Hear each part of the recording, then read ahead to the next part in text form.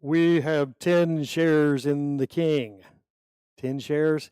10 shares equal 10 tribes. Basically, the northern tribes represent the 10 tribes of Israel. Judah, and along with the tribe of Benjamin, uh, make up the tribe of Judah. So basically, he's saying, hey, by 10-2 vote, we got a greater stake in David than you do. We don't care where he came from. We don't care if he's actually kinfolk. We got a greater say in this situation. Why then do you treat us with contempt? Weren't we the first to speak of bringing back our king? And apparently this argument is going nowhere. It's someone somewhere in that country had spent their time watching cable TV news. And yeah, this is how these talking heads work. They just keep ginning up the issue and taking all these hot takes and speaking provocatively. So this is one thing leads to another. The men of Judah press their claims even more forcefully than the men of Israel. So it's back and forth, back and forth. It's words right now, but it's, you know what happens when arguments get out of control. It can lead into something physical. And sure enough, chapter 20, now a troublemaker named Sheba, son of Bichri, a Benjamite, happened to be there. Who is this Sheba? Well, it's not the Queen of Sheba. Up to this point, we never heard of the guy. And all we know is the description here in the NIV, which calls him a troublemaker. The Message calls him a good for nothing. So it gives you an idea where this guy's coming from. He bubbles up in the big middle of this conflict and this turmoil and this controversy, and he is determined to get something personal, use it to his personal advantage. So he sounds the trumpet, he blows the shofar, the ram's horn, and every good Israelite knows when you hear the ram's horn being blown, you stop and drop whatever you're doing because there's big news ahead. So everybody stops. He's got the ram's horn. He blows it, and he says, we have no share in David, no part in Jesse's son. Why calling him Jesse's son? Well, that may have been a put down. That may have been said, hey, you know what? This David is no big deal. If we're going to have the only way to settle this is to have a new king and someone other than anyone who's related to this guy. So let's call the whole thing off. No more homecoming, no more bringing him back to his palace. Every man to his tent, Israel. So all the men of Israel deserted David to follow Sheba, son of Bichri. Gee, thanks, guys. These just, 20 seconds earlier, what were the men of Israel saying? Hey, David's our man. We have more of an investment. We have more of a share in him. We own him more than you guys do, Judah. And now it gives you an idea how fickle public opinion can be. It can turn on a dime, and that's exactly what has happened here. All it takes is one loudmouth to get up and basically say, hey, David's no good anymore. He's not our king. And he comes from this no-account family that nobody ever heard of. And instead of paying attention to him, we need to pay attention to me. And that's what has happened. The homecoming party is over. The men of Israel desert David to go follow Sheba. But the men of Judah stayed by their king all the way from the Jordan to Jerusalem. Well, there's a little bit of housekeeping that David has to do. Verse 3, when David returned to his palace in Jerusalem, he took the 10 concubines he had left to take care of the palace and put them in a house under guard. Remember, these are the 10 concubines that David left behind when he was escaping from Absalom and literally running for his life. He took his entire, or close to his entire household with him. Almost, he left the palace in the hands of these 10 women to take care of things, basically, I'm sure water the plants and the pets and so forth.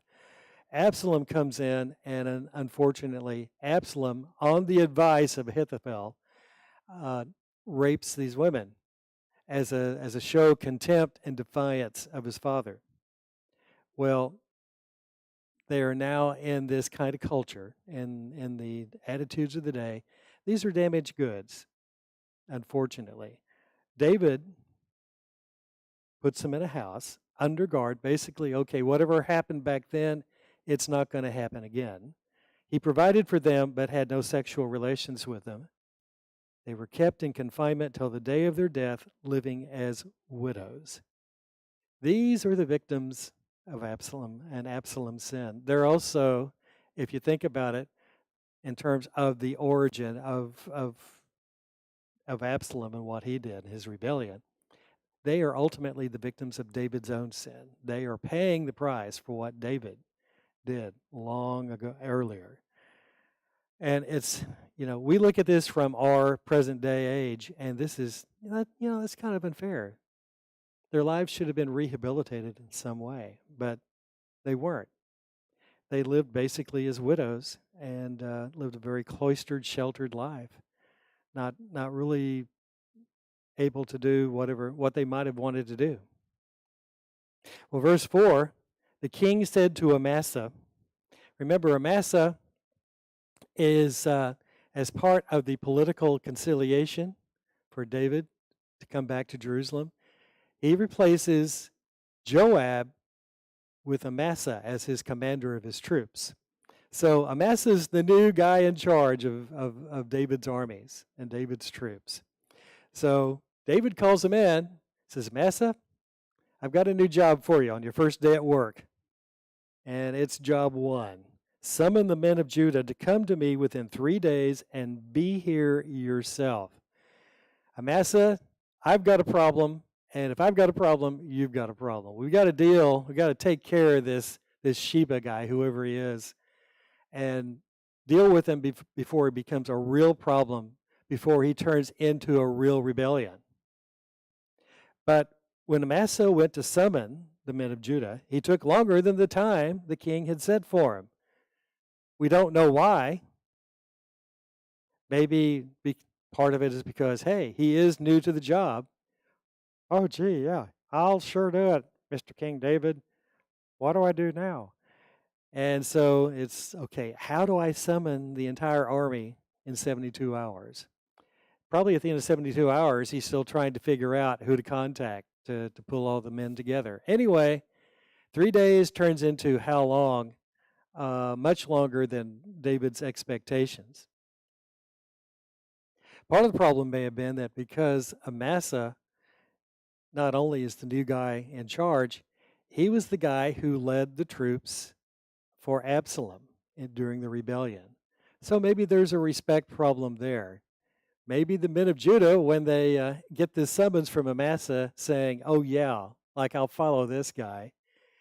This is a turncoat traitor who basically got this job only as a political consideration. I'm not paying attention to him. Maybe Amasa just doesn't know what to do.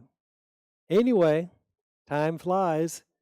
David is not having fun because he doesn't have his troops. He doesn't have Amasa to explain to him what's going on. So David turns to Abishai, one of his powerful commanders, Joab's brother, and he says to Abishai, you know what? Sheba son of Bichri is going to do us more harm than Absalom ever did, because this momentum has been building. I don't know what's going on. He could mount a much bigger rebellion and probably a more successful rebellion if we don't do something.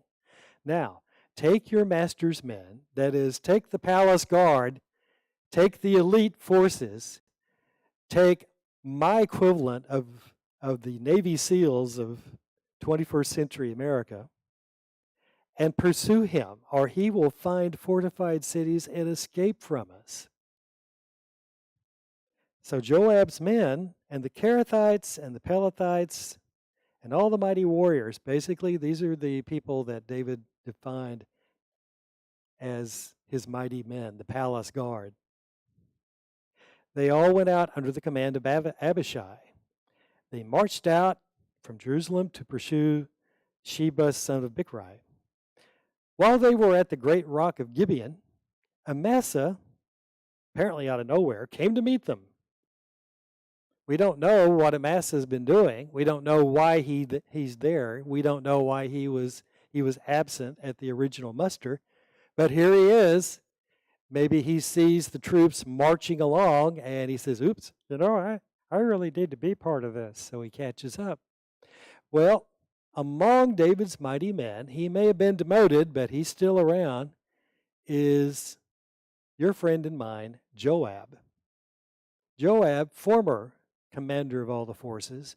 Joab, still smarting about the demotion. And Joab, man of action, determined to do something about it if he gets the opportunity. And hey, he gets the opportunity. Joab was wearing his military tunic, and strapped over it at his waist was a belt with a dagger in its sheath. As he stepped forward, it dropped out of its sheath, I'm sure accidentally on purpose. So Joab is walking up to Amasa, and somewhere along the way, the dagger that he uses for such occasions as this, oops, oh, where's that dagger? I guess it's not in my sheath. I guess I don't have it. Goes up to Amasa, verse 9, and he says, how are you, my brother? Your translation might say, are you in health? Basically, it's the equivalent. Hey, how's it going, dude? You're looking good. How are things going? Have you, how about this weather we're having?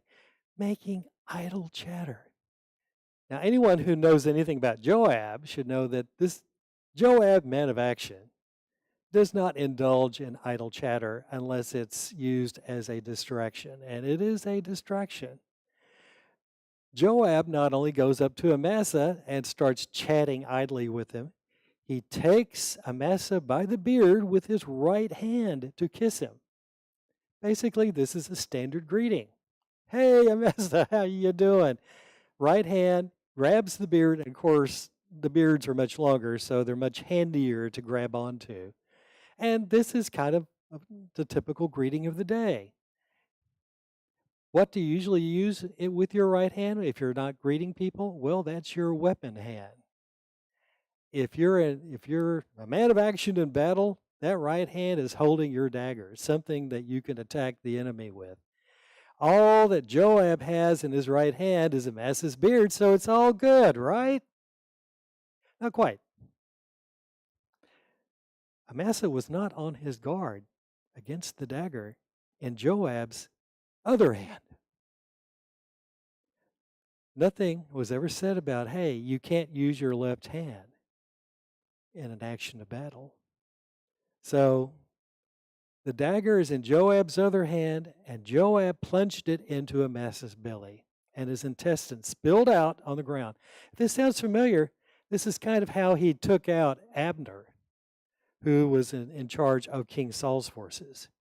Abner, who was about to pull together a peace treaty that would have united everyone and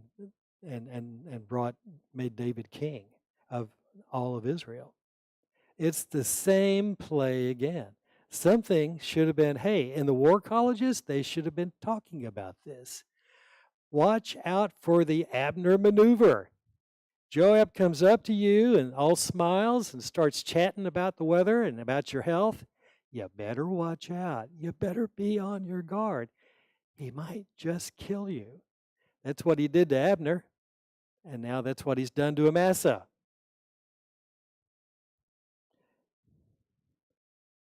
The dagger goes into Joab's belly. His intestines spill out on the ground without being stabbed again. Amasa died. Apparently not suddenly, but the wound is deadly enough. He's on his way down. He just drops to the ground. And with Joab feeling assured that Amasa is now permanently out of consideration to command the forces. And that position is going to be open again sometime soon.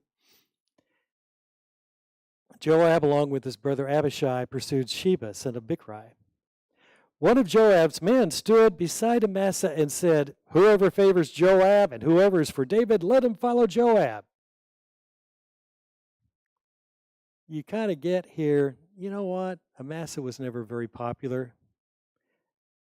Depending on how much longer he would remain at that position, he probably would not have been all that successful because the men were, by nature and by experience, were more prone to follow Joab. And that's exactly what one of his men plays on here. Hey, if you're in support of Joab, if you've always wanted Joab as your commander, and you were sorry to see him go, and you really didn't want this other guy in charge, then you need to follow Joab right now. So Amasa lay wallowing in his blood in the middle of the road. He's not quite dead, but almost there. It's a lingering death. And the man saw that all the troops came to a halt there. Yeah, kind of like, our equivalent today of a car wreck. Traffic slows down, not necessarily to be careful or to drive over something or someone, but so everybody can kind of peek over and stare and see what happened and who got hurt and so forth. It's the same thing. There's Amasa in his death spasm in the middle of the road. Everybody stops and kind of walks very slowly past him, and keeping their eye on him. Well, this isn't going to work in terms of a fast maneuver here. So Joab's man drags Amasa from the road into a field and threw a garment over him. After Amasa had been removed from the road, everyone went on with Joab to pursue Sheba, son of Bichri. Well, Sheba has not been sitting still. He knows he's got to be on the move, especially because at some point David's men are going to be in pursuit of him. So he goes pretty much up the country. He leaves Jerusalem and he heads north to Abel Beth Maacah and through the entire region of the Bichrites, who gathered together and followed him. So he's got his home clan following him. He can depend on them. They show up at this town on the northern border of Israel. It says, "Let us in." And whether they do so willingly or not, they let him in. All the troops with Joab came and besieged Sheba and Abel Beth Maacah. They built a siege ramp up to the city, and it stood against the outer fortifications. Now, we've seen this, enough episodes of this to know what a siege is about. When an army places a city under siege, basically they seal it up. Nobody can get in. Nobody can get out. Nothing can come in. Nothing can come out. Whatever the city has in the way of fighters and possessions and resources and so forth inside that city, that's it. Nothing else is coming in. If they're well equipped, they might last. They might make out okay. There were some sieges that were known to last several years before the people under siege finally had to surrender, or they finally maneuvered a way to outwit their enemy. But a siege is not a very happy thing. Worst case scenario, people starve to death, or they resort to cannibalism, or they do some very grisly and unpleasant things. So they know what's coming. And while Joab's men are battering the wall, the city wall, because every city in those days has a wall built around it to protect it from invaders. And what they're trying to do now is batter down that wall. Just in case the siege doesn't work or it takes too long, let's just blow ourselves through and take the guy by force. Well, there are some cooler heads that are saying, this ain't our fight. And we shouldn't be involved, and we shouldn't be victimized by this silly little uproar. So verse 16, a wise woman. We don't know anything about her or even what her name is. A wise woman called from the city, basically, I'm sure from atop the city wall. And she said, listen, tell Joab to come here so I can speak to him. Joab went toward her and she asked, are you Joab? I am, he answered. She said, listen to what your servant has to say. I'm listening, he said, kind of like, hey, speed it up here. Tell me what's on your mind, because we're busy here. She continued, long ago they used to say, get your answer at Abel, and that settled it. Hey, we are the city that shoots straight. If you want a straight answer, if you want the entire story, if you want to know what's really going on, ask anyone at Abel. We're that kind of a city. And I'm that kind of a woman who's talking to you. We are the peaceful and faithful in Israel. We don't have a fight with King David. We don't have any issues with him. In fact, we don't have any issues with anyone. We mind our own business. That's what we're all about. And here you are trying to destroy a city that is a mother in Israel. A mother in Israel, basically, we are older than dirt. We've been here since forever. We have this great reputation. People know who we are. People know what we bring to the country. Why do you want to destroy us? Why do you want to swallow up the Lord's inheritance? Joab protests. He says, far be it from me to swallow up or destroy. That's not the case. Hey, it's nothing personal. We're not trying to tear you guys up or kill you or anything like that. We got an issue here. A man named Sheba, son of Bichri, from the hill country of Ephraim, has lifted up his hand against the king, against David. Hand over this one man, and I'll withdraw from the city. That's all you have to do. Give us this guy, and we'll go away, and we will never bother you again. Well, hey, like the woman said, this is not our fight. He's not even our guy. Look at this very quick and simple response. The woman said to Joab, his head will be thrown to you from the wall. Hey, if, the head, that should be sufficient. Not much you can do when you've lost your head. And, we're kind of generous people here. We'll take care of the rest of the body. We'll toss you the head, and you can go away. That should be the end of it. Well, that sounds good to Joab, sounds good to the woman. She went to all the people with her wise advice, and they cut off the head of Sheba, son of Bichri. I wonder if they bothered to kill him first, or if they just, beheaded him on the spot. But anyway, she comes back up and says, hey, Joab, catch. And there it is. And that's all Joab needs. The fight is over. He sounded the trumpet. His men dispersed from the city, each returning to his home. And Joab went back to the king in Jerusalem, back to his uncle, back to the guy with whom exists one of the most complicated relationships in the history of the Bible. This is a guy that David can't live with, but he can't live without. So it ends the rebellion, but please note, it does not end the political rift between Judah and the rest of Israel. That issue is going to come up later in the history of Israel.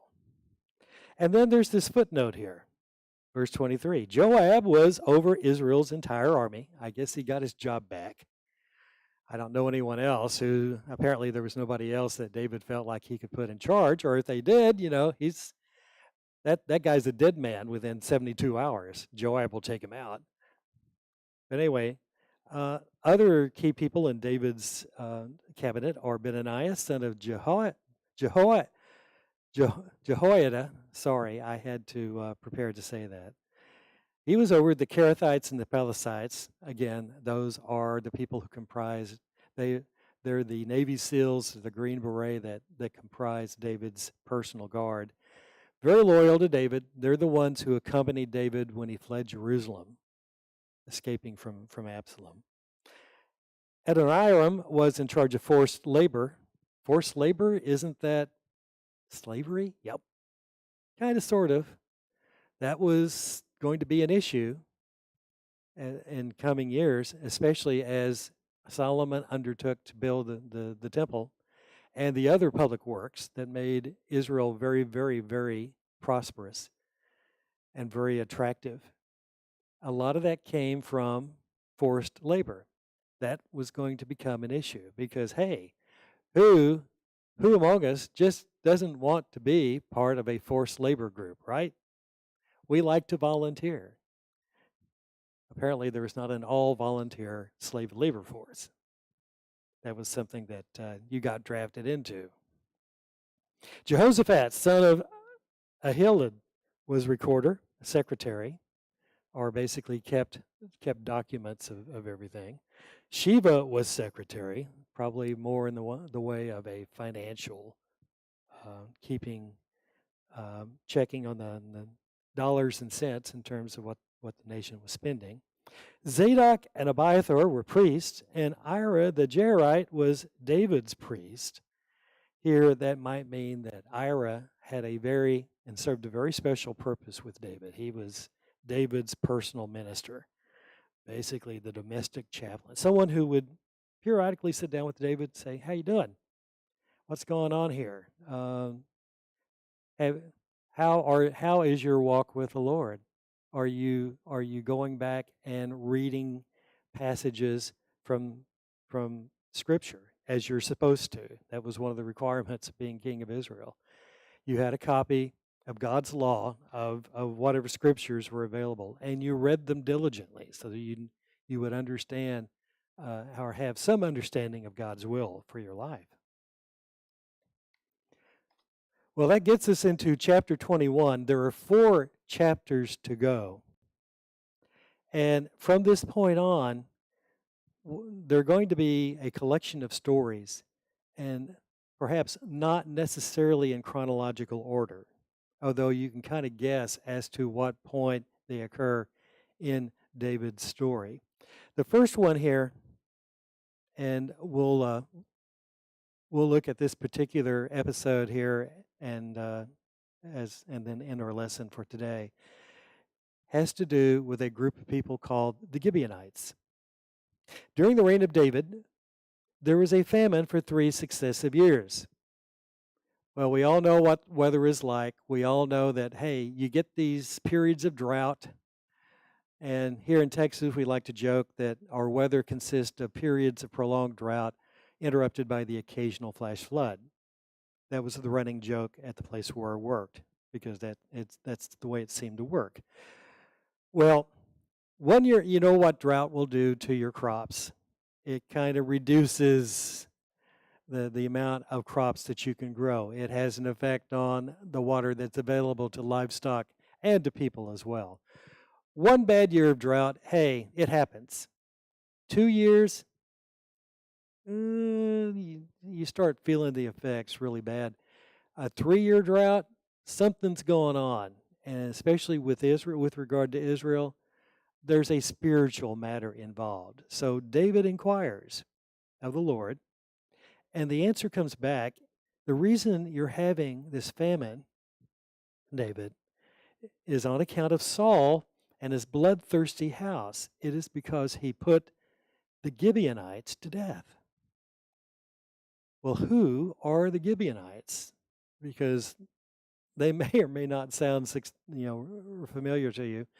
Go all the way back to the book of Joshua, chapter 9.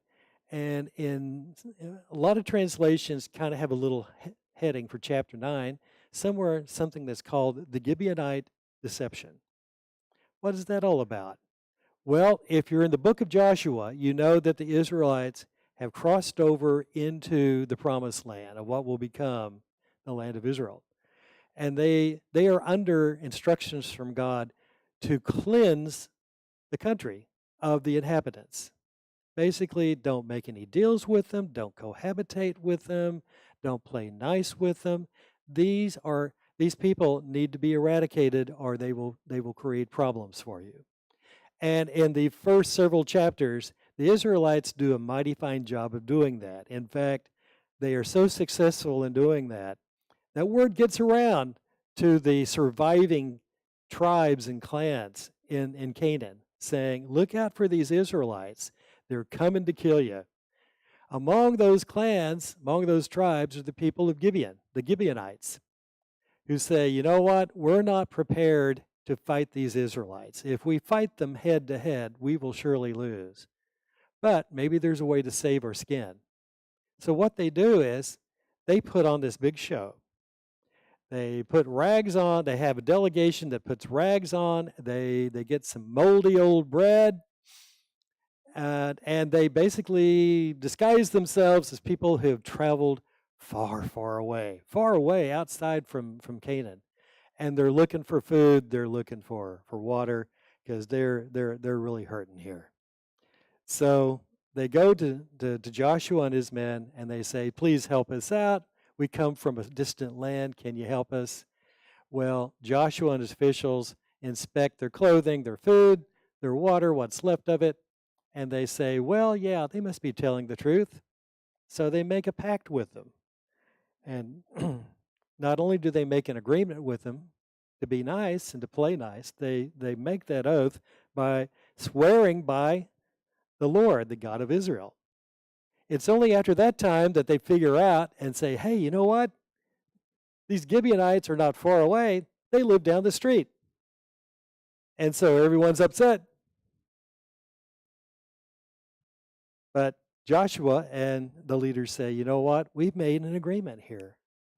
We promised them that we would take care of them, that we wouldn't kill them. And moreover, God said, yeah, you made a bad deal, but you made a promise. And you made that promise taking my name on oath. So you got to keep that promise. So they did. They made slaves out of the Gibeonites, but at least the Gibeonites were alive. And so it went for several years, several decades, until apparently King Saul decides that he's going to disregard that agreement. And he starts killing them off. We're not sure how, not a lot of details here, but essentially what happened here was whatever Saul and his henchmen were doing was wrong in the eyes of God.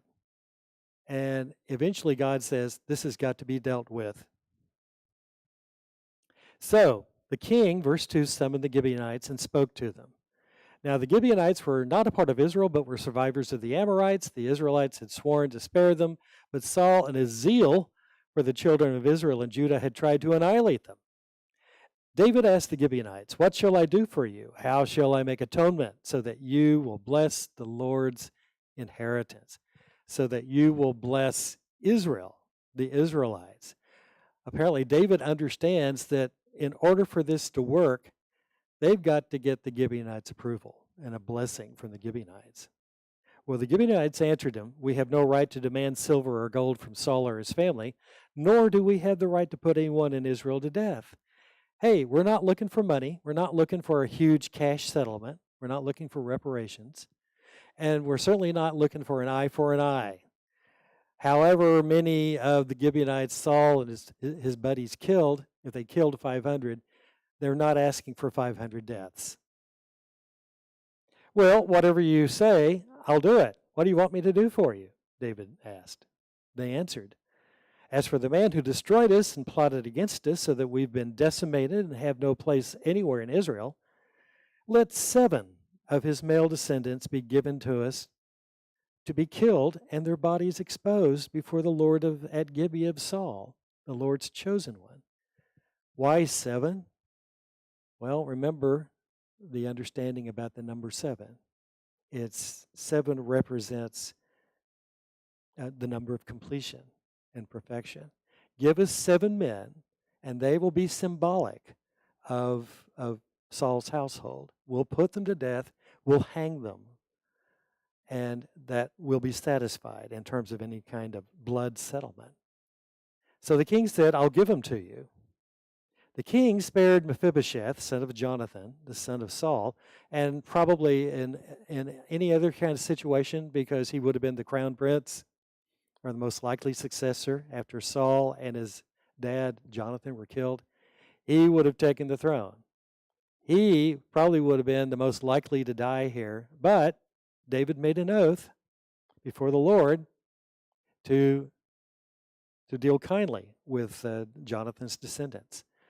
But the king took Armoni and Mephibosheth, the two sons of Aiah's daughter Rizbah, whom she had borne to Saul, together with the 5 sons of Saul's daughter Merab, whom she had borne to Adriel, son of Barzillai, the Meholathite.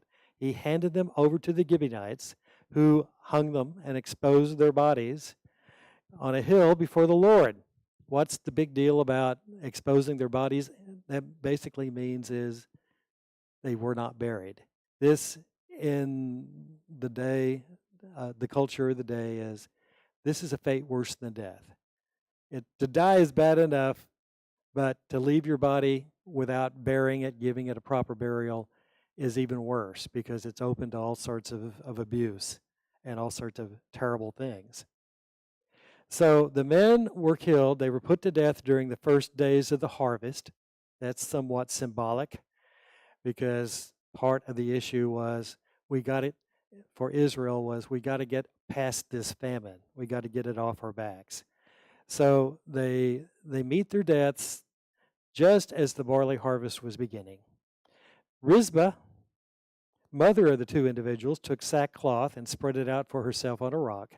For the beginning of the harvest, till the rain poured down from the heavens on the bodies, she did not let the birds touch them by day or the wild animals by night. When David was told what Aiah's daughter, Rizbah, Saul's concubine, had done, he went and took the bones of Saul and his son Jonathan from the citizens of Jabesh Gilead. That's where the bodies had been buried. David brought the bones of Saul and his son Jonathan from there, and the bones of those who had been killed and exposed were gathered up, presumably given a proper burial. They buried the bones of Saul and his son Jonathan in the tomb of Saul's father Kish at Zelah in Benjamin, did everything the king commanded. After that, God answered prayer in behalf of the land, and presumably the famine ended. This is a passage of scripture that we don't talk about a lot. I think because we don't understand it all that well, it kind of comes out and pokes you in the eye. Gee, why did something like this happen? What are the lessons to be learned from here? I think one lesson that you can take away is that if you make a promise, especially if you swear by God's name in making a promise, God expects you to keep that promise. And when you break that promise, there are certain consequences. So be careful in fact, one of the Proverbs says, be careful about the vows that you make, because the Lord will hold you to them. And this apparently is one such an example. Maybe it may not lead to 7 people being killed necessarily, but there are consequences for breaking your promises. So think before you promise. And with that, we're going to stop, and we're going to spend 1 or 2 more weeks before we finally land this plane and bring the story of 1st and 2nd Samuel and King David to a close. So anyway, if you'll read the rest of those chapters 22 through 24, that'll be the lesson for our lesson next Sunday. And in the meantime, have a great week. Pray for rain. And Lord willing, we'll see you back here next Sunday.